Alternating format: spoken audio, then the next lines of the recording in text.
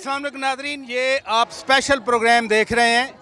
8 फरवरी आ गया, इलेक्शन होंगे, लोग वोट डालेंगे, नई मुंतखब हुकूमत कायम हो जाएगी। पाकिस्तान के आइन के मुताबिक भी हाकमियत का हक़ अल्लाह के बाद अवाम का है और अवाम अपने नुमाइंदों के ज़रिए, मुंतखब नुमाइंदों के ज़रिए अपने ऊपर हुकूमत करते हैं। बहुत बड़ी रैली बिलावल भुट्टो जरदारी साहब चेयरमैन पीपल्स पार्टी ने निकाली। मेरे लिए अमेजिंग था, न सिर्फ कि बहुत सारे लोग थे बल्कि जो रेस्पॉन्स था लोगों का, जो एक्साइटमेंट थी लोगों की, जो जज्बा था लोगों का, that was I must say crazy one. और इस वक्त बिलावल भुट्टो जरदारी साहब चेयरमैन पीपल्स पार्टी, मैं उनके साथ बैठा हुआ हूँ। मैं ज़रूर पाकिस्तान की पॉलिटिक्स पे बात करूँगा। Thank you very much. अस्सलाम वालेकुम सर। बहुत सारे लोग देखे, थाउजेंड्स में, उनके चेहरे पे दमक थी, लेकिन मैं ये सोच रहा था कि जो आए हैं इस रैली में उनको क्या मिलेगा। इंशाअल्लाह ताला इस बार पाकिस्तान पीपल्स पार्टी बहुत अच्छा रिस्पांस लेंगे इलेक्शंस में। और आपने ख़ुद देखा कि जिस तरीके से कराची के अवाम जिस तादाद में, जिस जोश के साथ, जिस मोहब्बत के साथ जगह जगह, अब हम तो मुकम्मल भी नहीं हुए हैं, आधे हमने रैली मुकम्मल किया है, और जिन इलाके से हम निकले हैं, गुज़रे हैं, वहाँ के अवाम भरपूर तादाद में निकले, छतों से, घरों से वो हमारा इस्तकबाल करते रहे सड़कों पे। तो मेरे ख्याल में ये जो कराची का अवाम है और पाकिस्तान के अवाम है, वो समझती है कि पाकिस्तान पीपल्स पार्टी वो वाहिद जमात है जो अवाम के इश्यूज़ पे, अवाम के मसाइल पे कैंपेन चला रहे हैं। चाहे वो मुआशी बहरान हो, गुर्बत, बेरोज़गारी और महंगाई का मुकाबला करने के लिए जो मैंने 10 निकाती अवामी मुआशी मुआहदा पेश किया है। एक तो वो बहुत अपील करता है अवाम को, इसलिए इशू उनका इस वक्त मुआशी है, इकॉनमी है, इन्फ्लेशन है, एसेट्रा। साथ साथ जो हमारा नारा है कि हम नफ़रत और तकसीम की सियासत को दफन करेंगे, वो भी कराची का ख़ास तौर मगर मुल्क भर के अवाम चाहते हैं कि ऐसे कोई सियासी जमात आए जो मुल्क को जोड़े, जो मुल्क को तकसीम ना करे।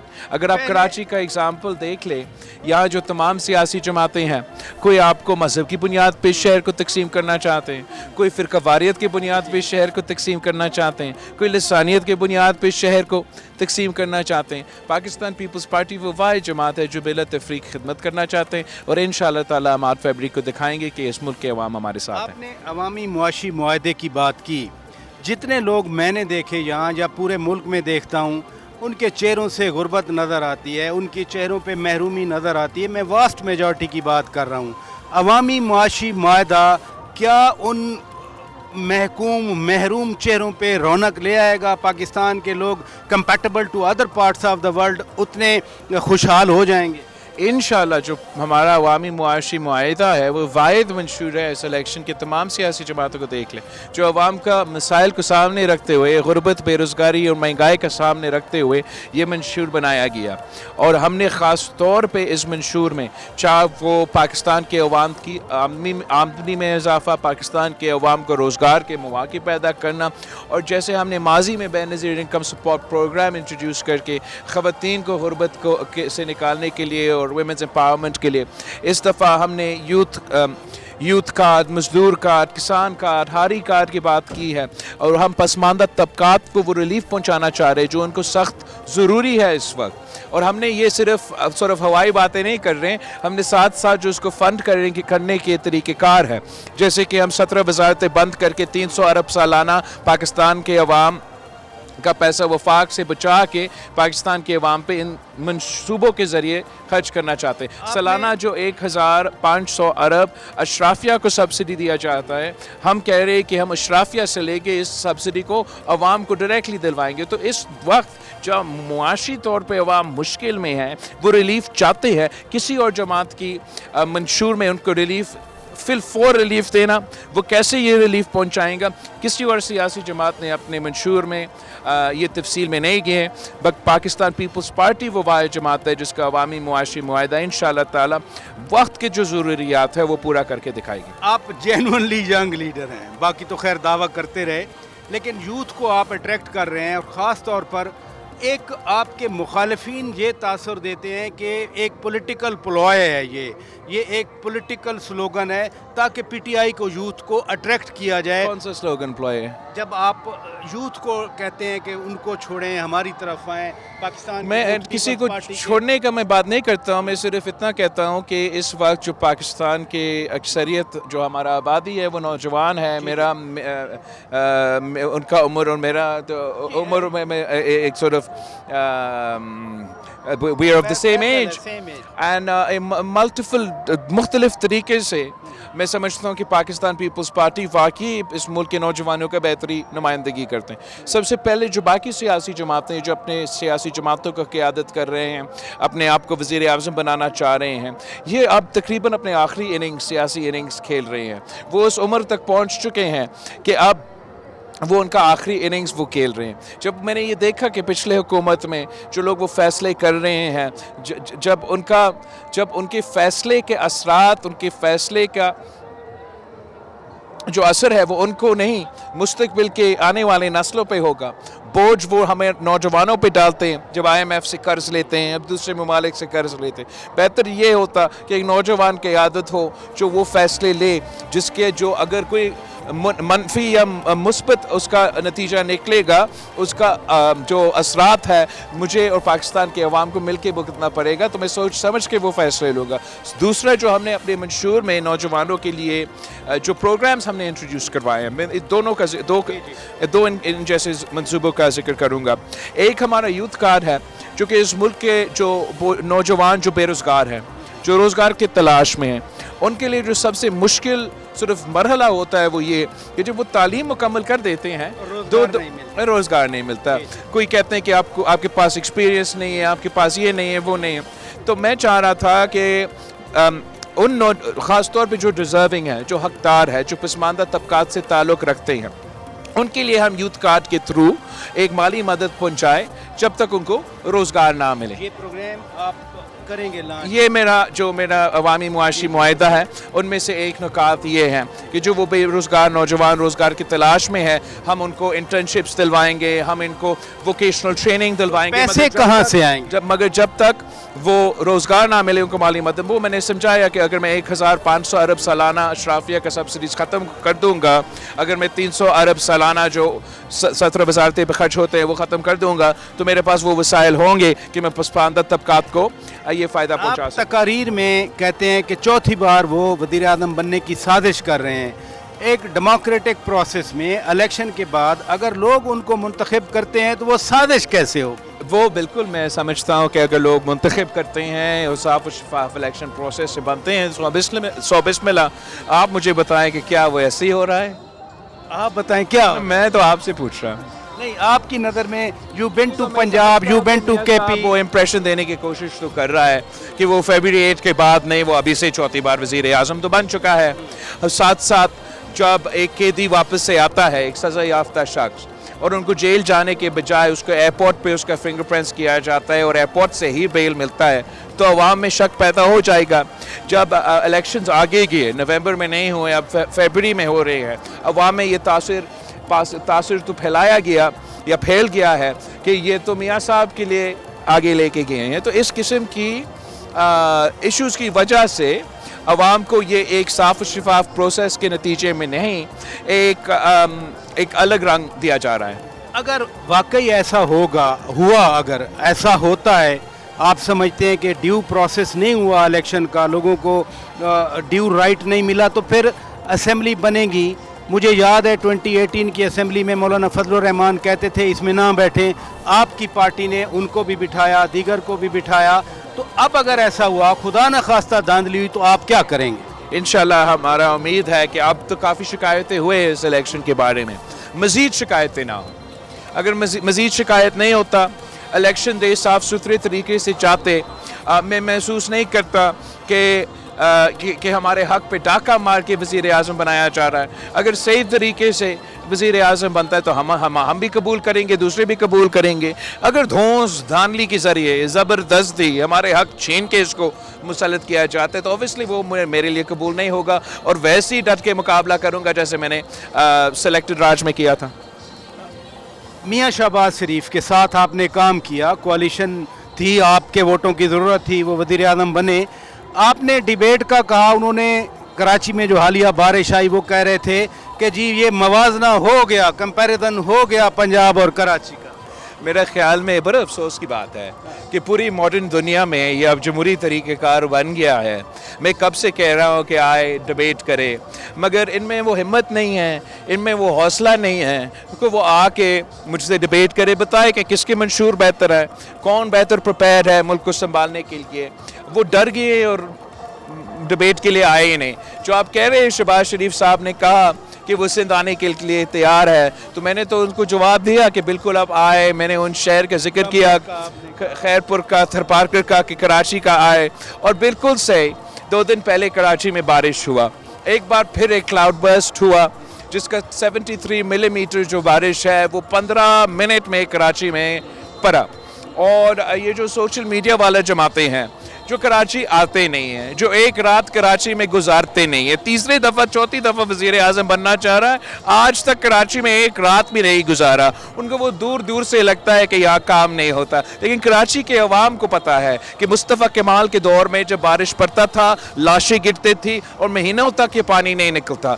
अब जो पहली बार पाकिस्तान पीपल्स पार्टी का जो मुर्तज़ा वाब है वो कराची का मेयर बन चुका है, तो पूरा रात काम करके सुबह सवेरे वो पानी निकल गया था। और आज आप मेरे साथ पूरा कराची का सफ़र करते आ रहे हैं, हम एक दफ़ा भी एक जगह पे भी पानी होने की वजह से या कोई साफ सफाई कोई रुकावट नहीं। लेकिन मियाँ शहबाज शरीफ साहब कह रहे हैं कि जो कुछ कराची में हुआ अगर लाहौर में होता तो मैं इलेक्शन से दस्तबरदार हो जाता, मैं इलेक्शन से निकल जाता, इलेक्शन ना लड़ता। और के अवाम सांस नहीं लेते।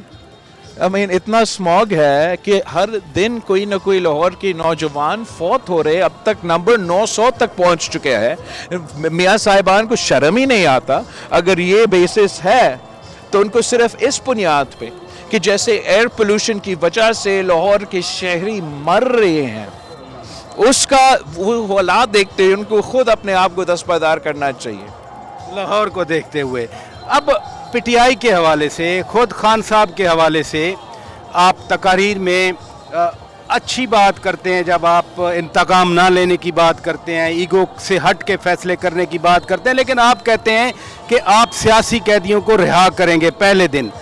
उन्हें अदालत ने सज़ा दी है, तो आपके ख्याल में इमरान खान एक सियासी कैदी है जिनको अदालत ने सज़ा दी? देखो, जहाँ तक अदालत ने अगर सज़ा दिया है तो बिल्कुल अदालत ने सज़ा दिया है और अब वो कानूनी प्रोसेस को फॉलो होना पड़ेगा। खान साहब के पास अपील के मौके होंगे, अगर वो समझते हैं कि वो कोई नाइंसाफ़ी हुआ है वो ज़रूर अदालत में वो बात उठाएंगे। मैं सियासी कारकुनों की बात कर रहा था, मैं कह रहा 9 मई वाले हमलावरों की बात कर रहे थे। जो 9 मई 9 पे जो वाक़या हुआ उसका सबने मज़म्मत की। मैं समझता हूँ कि ये सियासत नहीं, ये सियासत के दायरे से बाहर होके खान साहब ने ये हमला किया। हम बहुत खुश किस्मत है कि 9 मई की रात पर कू नहीं हुआ। अगर आप पाकिस्तान की तारीख देखें तो हम 50% हम तो आमराना दौर से गुजरे हैं, और ये ऐसा एक वाक़या था जो मुझे खदशा था, जो मुझे डर था, जो मुझे खौफ था कि खुदा ना खास्ता मार्शल लॉ लग जाए पाकिस्तान में। मई 9 में जो असल में मुलव्विस थे उनके ख़िलाफ़ ज़रूर तहकीकात होना चाहिए और कानून के मुताबिक एक्शन लेना चाहिए। मगर अगर शहबाज शरीफ साहब ने सियासी कारकुनों को मई 9 को बहाना इस्तेमाल करते हुए मुल्क भर से लोगों का पकड़ दकड़ किया है और हर किसी को मई 9 में शामिल करके इलेक्शन से आउट करने की कोशिश कर रहा है, तो वो तो नाइंसाफ़ी होगा। मैं जो प्रपोज कर रहा हूँ एक ट्रूथ एंड रिकन्सिलिएशन कमीशन, जो कि ना सिर्फ आज का मगर माजी के जो तमाम शिकायतें नाइंसाफ़ी के किए गए हैं उन पे वो इन्वेस्टिगेट करे, वो तशवीश करे और वो जो हकीकत है वो सामने आए, उसको बुनियाद बना के हम एक रिकन्सिलिएशन का प्रोसेस शुरू करें ताकि ये मुल्क, ये कौम हम आगे बढ़ सके और हम माजी में फंसे ना रहे। मुझे याद है आपके फादर प्रेसिडेंट आसिफ जरदारी साहब भी ये आइडिया देते थे, ट्रूथ एंड रिकन्सिलिएशन कमीशन, फिर सुप्रीम कोर्ट के जजेस की तरफ से भी ये आया। आखिर ऐसा क्या मसला है इस मुल्क में कि हम गलतियां नहीं मानते, कोई ऐसा कमीशन नहीं बनाते और आगे नहीं बढ़ते ताकि पुरानी चीज़ों को रिपीट ना करें? इसलिए कि चाहे वो खान साहब हो, चाहे वो मियाँ साहब हो, वो वही पुरानी सियासत, नफ़रत और तकसीम की सियासत, इंतकाम की सियासत करना चाहते हैं और यही वजह है कि वो माजी की गलतियों को दुरुस्त नहीं कर सकते। اور ہم اسی سائیکل میں پھنسے رہتے ہیں. تو یہی وجہ ہے کہ میں پاکستان کے عوام سے اپیل کر رہا ہوں کہ 8 فروری کو ہم نے اس نفرت اور تقسیم کو سیاست کو دفن کرنا ہے, تیر پہ تھپا لگانا ہے. آپ نے پورے پاکستان کے دورے کیے, آپ نے سب سے پہلے الیکشن کیمپین شروع کی, سب سے پہلے لوگوں کے پاس گئے. خاص طور پہ میں پنجاب کی بات کرنا چاہ رہا ہوں. کیا آپ بی بی شہید کی پیپلز پارٹی ریوائیو کرنے میں کامیاب ہوئے؟ یہی ہمارا کوشش ہے کہ ہم پاکستان پیپلز پارٹی کا جو سپیس ہے وہ واپس چھینیں, جو ایک سازش کے تحت پاکستان پیپلز پارٹی کو وفاقی سطح پہ کمزور کرنے کی کوشش کیا ہے. اور جو اس الیکشن میں ہمیں رسپانس ملا ہے وہ بے مثال ہے. پاکستان کے عوام نے ہمیں بہت محبت دکھایا ہے, اس کے ہم شکر گزار ہیں. ہم وہ واحد جماعت ہے جس نے چاروں صوبوں میں الیکشن کیمپین چلائے ہیں. ہم آج تک اس ملک میں واحد وفاقی سیاست کرنے والے سیاسی جماعت ہے. نون لیگ نے آج تک ایک جلسہ, ایک تقریب کراچی میں یا سندھ کا کسی شہر میں نہیں کی, نہ کہ بلوچستان کے, اور پنجاب میں وہ بڑے محدود علاقے پہ پھر رہے ہیں. تو میرا خیال میں کہ پاکستان کی یہ ضرورت ہے کہ ایسی سیاسی جماعت جو پورا وفاق تو ساتھ لے کے چلے, اور وہ پاکستان پیپلز پارٹی ہے. لاہور میں آپ نے فیصلہ کیا الیکشن لڑنے کا, ہم لیاری سے کراس ہوئے, اور لاہور میں کیسا لگا آپ کو وہاں کیمپین کرتے ہوئے, وہاں جاتے ہوئے؟ لاہور کے عوام نے ہمیں جو رسپانس دیا ہے وہ تو زبردست ہے, ہمارا ایکسپیکٹیشن سے بھی زیادہ ہے, اور امید ہے کہ 8 فروری کو ہم سرپرائز دیں گے اور یہ سیٹ پہ نکالیں گے. Just last question, as you have been foreign minister of Pakistan, آپ کی حکومت آتی ہے, ساؤتھ ایشیا میں کیا آپ کی پالیسی ہوگی؟ پھر رشیا, یورپ, چائنا, امریکہ, ایک ایمرجنگ ری الائنمنٹ ہو رہی ہے. تو if I start with India, Narendra Modi کا بھی الیکشن ہے, کیا پالیسی ہوگی آپ؟ جہاں تک پاکستان کے ریجن سے شروع ہوتے ہوئے پھر میں پورا دنیا گھومتا ہوں. میں سمجھتا کہ پاکستان کی ترقی, اب ممالک کی ترقی اکیلے نہیں ہوتے, پورے ریجن ساتھ ترقی کرتے ہیں. اور پاکستان کا جو آج ہمارا پوزیشن ہے کہ ہم صرف ایک ہمارا ہمسایہ ملک کے ساتھ تفصیلی طریقے سے ڈائیلاگ بھی کرتے ہیں, کمپریہنسولی کمرشل ایکٹیویٹیز بھی کر رہے ہیں, وہ چین ہے. باقی بھارت ہو, ایران ہو, افغانستان ہو, ہمارا نہ صرف ہمارا سفارتی تعلقات اس نہج پہ نہیں ہے, مگر ہمارا کاروباری انٹریکشن بھی مایوس کن ہے. اور اس طریقے سے انڈیا کے ساتھ کوئی ٹریڈ نہیں ہو رہی, انڈیا کے ساتھ کوئی ٹریڈ نہیں ہو رہا ہے. ایران پہ بہت سے پابندیاں ہیں, وہاں اپنے مشکلات ہے. افغانستان میں بھی کبھی راتوں رات ہم بند کر دیتے ہیں جو ایک کا ٹریڈ ہو رہا ہے. تو میں سمجھتا ہوں اس طریقے سے ہمیں نقصان ہو رہا ہے, پورا ریجن کو نقصان ہو رہا ہے. اگر آپ یہ دیکھیں کہ ہمارا ایشوز کیا ہے, ہمارا ایشو کشمیر ہے, ہمارا ایشو دہشت گردی ہے, ہمارا ایشو اکانومی ہے, تو یہی ایشوز بھارت کا ہے. ان کا بھی ایشو کشمیر سے ہے, ان کا بھی ایشو دہشت گردی کا ہے. افغانستان کے ایشو بھی دہشت گردی اور ان کا معیشت کا ہے. ایران میں بھی ان کا سیکیورٹی کنسرنس ہے, دہشت گردی کے کنسرنس ہے, اور اکنامک ایکٹیویٹی میں اضافہ ہو سکتا ہے. تو میں چاہوں گا کہ میں پہلے پاکستان میں وہ کنسنسس پیدا کروں تاکہ میں وہ یہ قدم اٹھا سکوں کہ میں اپنے تمام ہمسایہ ممالک کے ساتھ بات چیت کروں, بات چیت کے ذریعے اپنے مسائل کا حل نکالنے کی کوشش کروں, تاکہ ہم ساتھ مل کے ترقی یافتہ ایک پورا ریجن بن جائے. جیسے ہم نے سی پیک کا بنیاد صدر زرداری نے لگایا تھا, اور ہمارا نارتھ ٹو ساؤتھ کا ایک بہت زبردست کاروباری کمرشل ایکٹیویٹی کا ایک ذریعے, معاشی ایکٹیویٹی کا ایک ذریعہ پیدا ہوا ہے. تو میں جی ٹی روڈ کو بھی اسی نظر سے دیکھتا ہوں. میں چاہتا ہوں کہ ایک دن ہمارا جو جی ٹی روڈ ہے وہ ہمارا پنجاب سے لے کے بنگلہ دیش کا چٹاگانگ تک ایک اکنامک کوریڈور ہمارا ریجن کے لیے اسی راستہ سے بھی ہو. اور انشاءاللہ تعالی ہمارے یہ کوشش جب کامیاب ہوگا تو نہ صرف بھارت کے عوام کو فائدہ ہوگا, پاکستان کے عوام کو فائدہ ہوگا, افغانستان کو بھی, ایران کو بھی, ہمارا پورا ریجن کو اس کا فائدہ ہوگا. اور امریکہ, رشیا, جہاں تک گلوبل پاورز ہے, میں سمجھتا ہوں کہ